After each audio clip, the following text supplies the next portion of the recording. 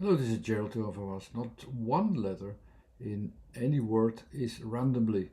Also, the oral pronunciation or the written down letters can be different, but also they are not randomly. Every letter points you in a certain direction and it builds up like a logic. And there's a lot of explanations that can be done how a system works of distinction. There are always three distinctions of placement. So it's like you have like these basic ideas of you're really to the center or a bit further away or at the borders, or you're up or down. You're pointing at a point, or you're directing like an arrow. You direct in a certain direction. There are basic tools to recognize actually features, and these features, distinctions, are related with letters, and they build up really in a logic with a equal difference between all the letters. And that's the same as in numerology. There also exists a system in letters.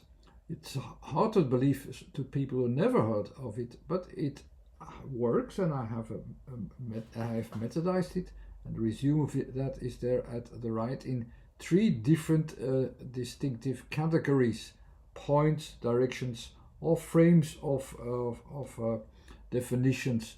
When you really don't see the steady points or the steady directions, you can still estimate the more or less range of what you can see and describe it also with a couple of letters.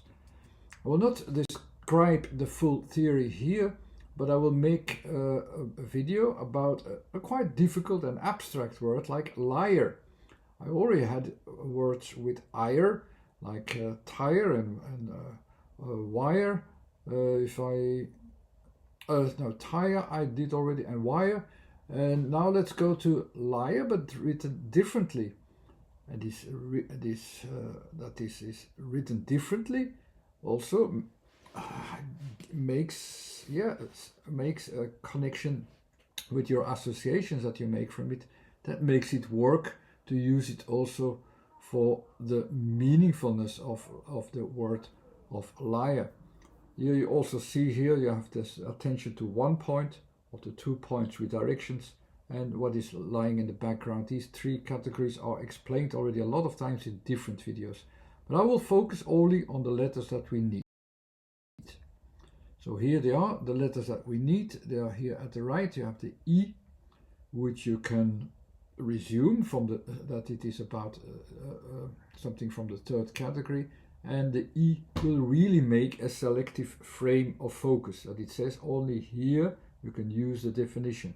The R will be connecting the context and make it work, that you can connect to it in such a way that you can have a continuation of what is there, so that you have a kind of value or definition in the background.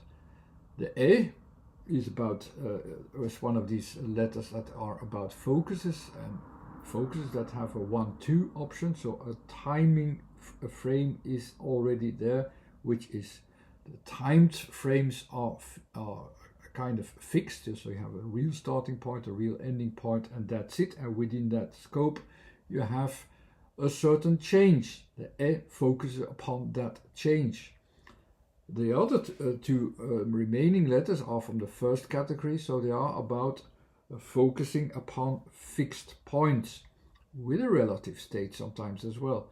The letter A is focusing on a really concrete and chosen starting point where to start from, and the L is related with all the things that are formed. So you have a distinction between 2 points, and it goes from the center and it forms something. So there is certain change that you recognize, and that is the thing. This is related with anything that has been formed. The first category is very quickly associated with a physical realm. It's about space. The space is fixed there in that first category. Okay, so you have all the letters. When you already built up like a puzzle, let's say, and you connect the meaningfulness as I already described, you could already understand the word, or already sense where it's going to. But I'm going to build it up. But what we also have to deal with is, of course, these differences in pronunciation. It's written I-A, but actually it is pronounced as A and Y, or A-Y, or A. And Y is that direction towards I. It is almost like the opposite around. It gives already the attention to I, actually, while starting with A. And this contradiction will also help us to understand the word liar. And you already can recognize that there is a contradiction in there in what is presented, and that's also exactly what it's going to be, the meaningfulness of liar. But let's focus upon how we understand liar, because if you have a more abstract word which is related with certain, with not within the physical realm or within the realm of a really focused change or something, but it is a bit more complex. Okay, it's maybe best that we define the word first and then compare it to how the letters describe something. Okay, but before I do so, I have to emphasize actually one extra element which will make the puzzle even more clear, and that is that actually the I was a bit quick to write it down already, because it's one of these oral letters which is also quite subtle and small, like not like is really the essence element which you could use in a certain time frame, in any time frame. But actually the word itself, how it has been written, how it also has been pronounced actually as well, the is not very pronounced, it's just an element, like in sound. It is just only L, I, A and R. If you only show these things without the oral thing, I will later add the oral thing as well, I will have no attention to the attentions of the second category. The second category is about focusing towards what is really changing, which I emphasize with but it's not really focusing upon what is different towards the other. Let's go towards what is different. No, it is LIAR only. So it is about two focuses, the frame of focus which it has been presented, and actually the physical attention, the physical realm attention, which is also the interpreter, my as an interpreter, the person as an interpreter, where the definition starts from. It actually, the liar only starts from his opinion, his own opinion. First category is always about what's my opinion. Let's first find out what is what I think it is, and let's define everything like it is. The second category is about, but let's first see if it is really true. Maybe I have to change something. Maybe something is different. I look towards the other.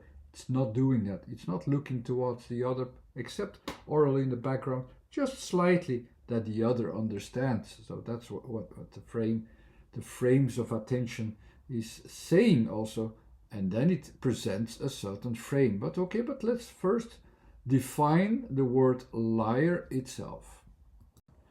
So what is a liar actually?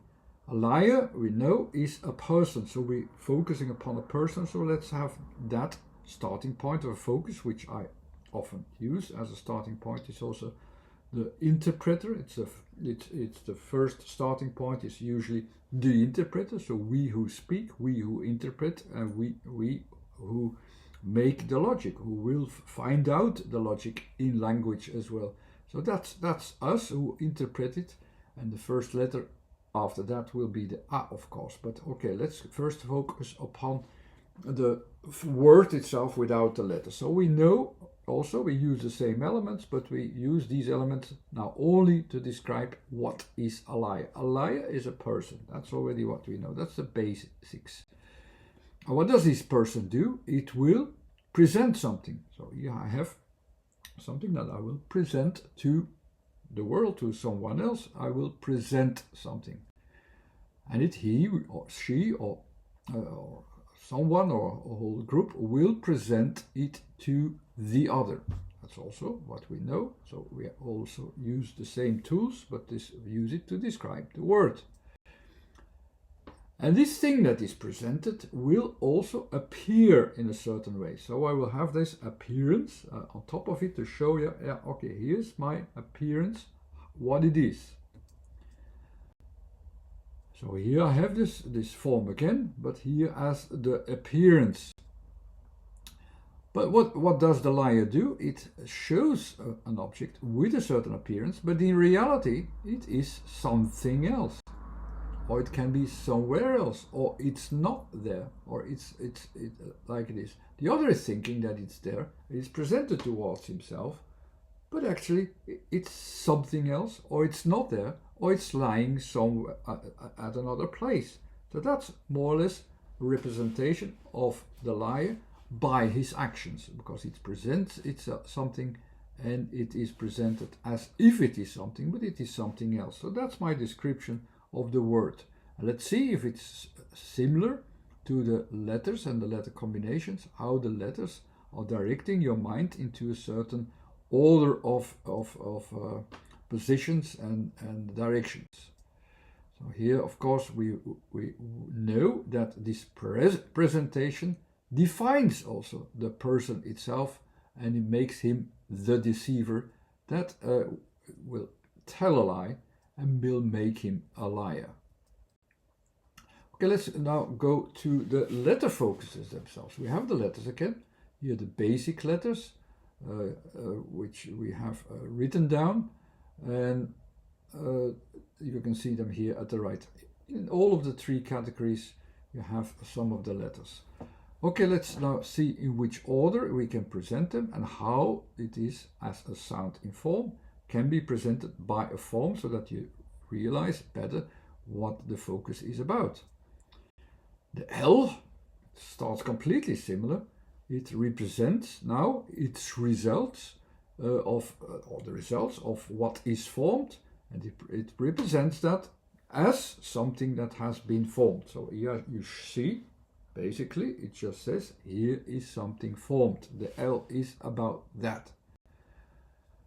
The E after that is, if you can see it in my system, in the basic descriptions, the E is that selective frame. So it makes a selection towards our frame of focus. It basically makes a selection and says, okay, here I have something, a part of what we think is a full reality. This is a part of reality that we will be able to use. We will not be able to use something else, or not only this part is the part we have to focus upon.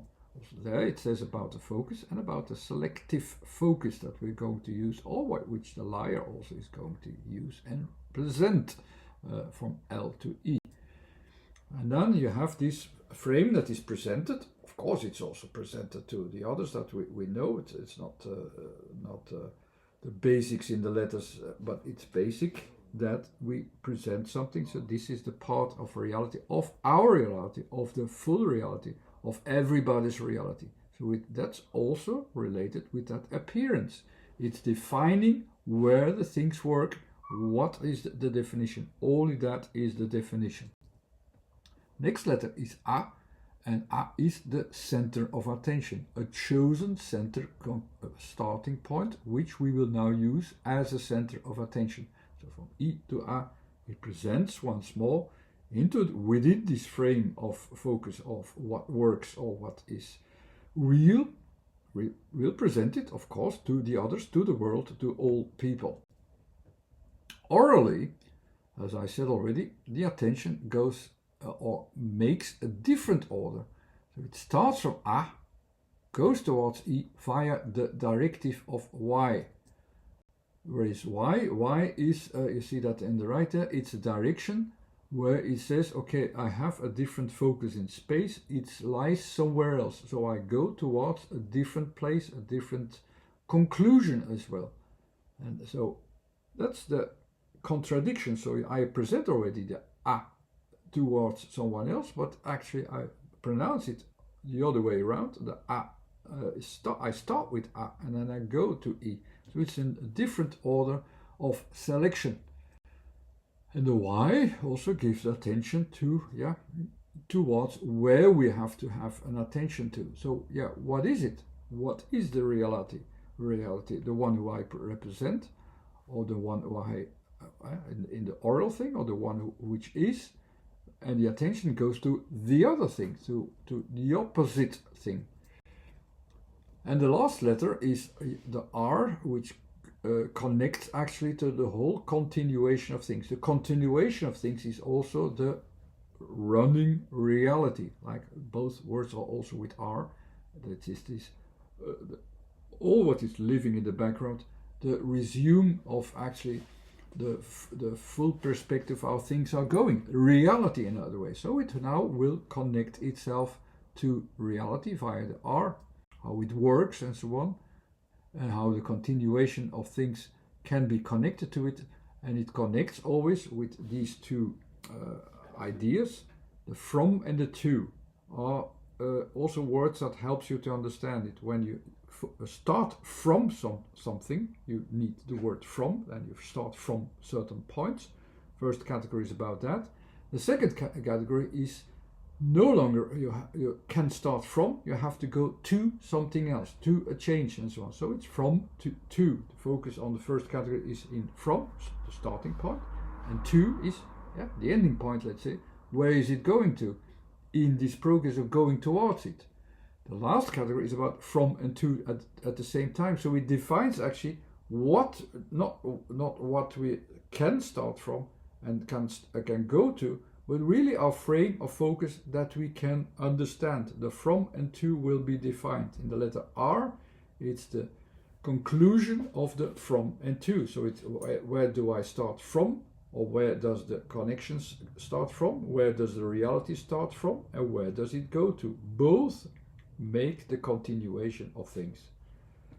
So we go from, let's have that. So I go from what I even present, and I go, or you can even have it from somewhere else, and to a certain attention. So you always have from and to in all directions in a way. So it's not fixed wherever you start from or go to.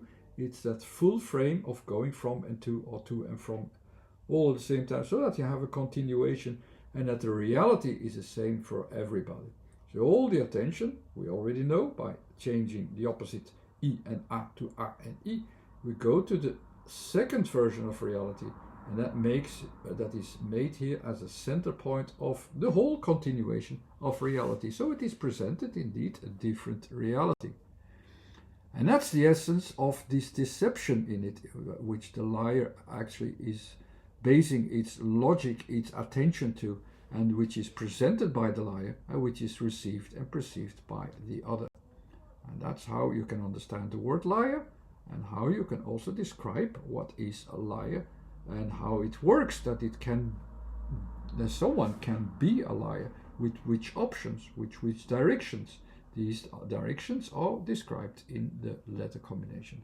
I hope you enjoyed. Thanks again for watching. Bye.